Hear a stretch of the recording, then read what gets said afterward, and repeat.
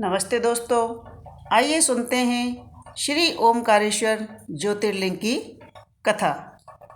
श्री ओमकारेश्वर ज्योतिर्लिंग यह ज्योतिर्लिंग मध्य प्रदेश में पवित्र नर्मदा नदी के तट पर स्थित है। इस स्थान पर नर्मदा जी की दो धाराओं में विभक्त हो जाने से बीच में एक टापू सा बन गया है। इस टापू को मानधाता पर्वत या शिवपुरी भी कहते हैं।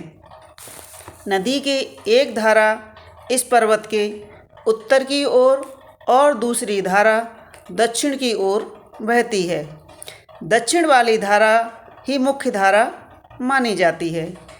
इस मानधाता पर्वत पर श्री ओमकारेश्वर ज्योतिर्लिंग का मंदिर स्थित है। पूर्व काल में महाराज मानधाता ने इस पर्वत पर तपस्या से भगवान शिव शंकर को प्रसन्न किया था। इसी से इस पर्वत को मानधाता पर्वत भी कहा जाने लगा।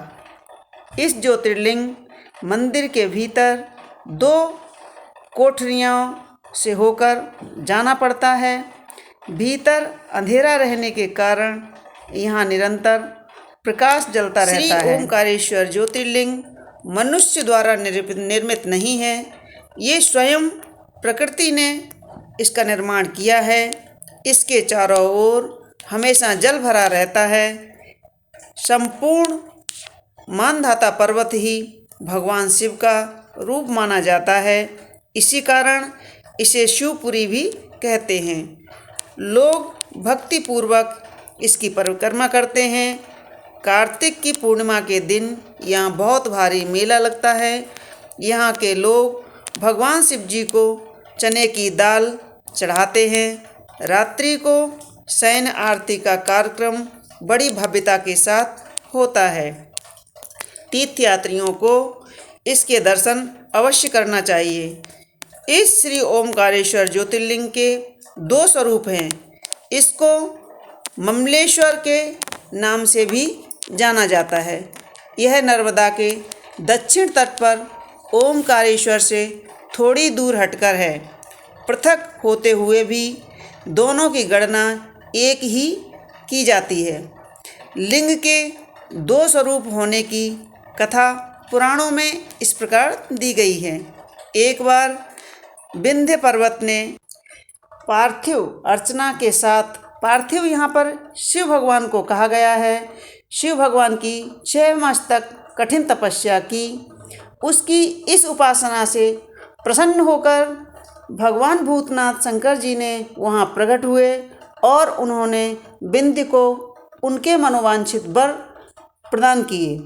विंध्याचल की इस वर प्राप्ति के अवसर पर वहाँ बहुत से ऋषिगण और मुनि भी पधारे हुए थे। उनकी प्रार्थना पर शिव जी ने अपने ओमकारेश्वर नाम लिंग के 2 भाग किए। एक का नाम ओमकारेश्वर और दूसरे का नाम ममलेश्वर पड़ा।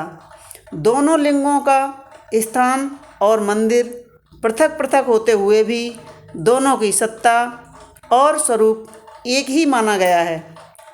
शिव पुराण में इस श्री ज्योतिर्लिंग की महिमा का विस्तार से वर्णन किया गया है। श्री ओमकारेश्वर और श्री ममलेश्वर के दर्शन का पुण्य बताते हुए नर्मदा स्नान के पावन फल का भी वर्णन किया गया है। प्रत्येक मनुष्य को इस क्षेत्र की यात्रा अवश्य करनी चाहिए। लौकिक परलौकिक दोनों प्रकार के उत्तम फलों की प्राप्ति भगवान ओमकारेश्वर की कृपा से सहज ही हो जाती है। अर्थ, धर्म, काम, मोक्ष सभी साधन उसके लिए सहज ही सुलभ हो जाते हैं। अंततः उसे लोकेश्वर महादेव भगवान शिव के परम धाम की प्राप्ति होती है। भगवान शिव जी तो भक्तों के अकारण ही कृपा करने वाले हैं। वह अवगढ़दानी हैं। फिर भी जो लोग यहाँ आकर उनके दर्शन करते हैं, उनके सौभाग्य के विषय में कहना ही क्या।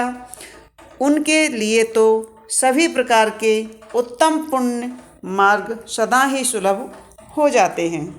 बोलिए श्री ओमकारेश्वर भगवान की जय। तो मित्रों, यह थी छोटी सी ओमकारेश्वर भगवान की कथा। आपको कैसी लगी हमारे कमेंट्स बॉक्स में ज़रूर लिखें और हमारे वीडियो को लाइक करें, शेयर करें और सब्सक्राइब कर लें ताकि आने वाली कथाएं आपको इसी तरह सुनने को मिलती रहें। हर हर महादेव।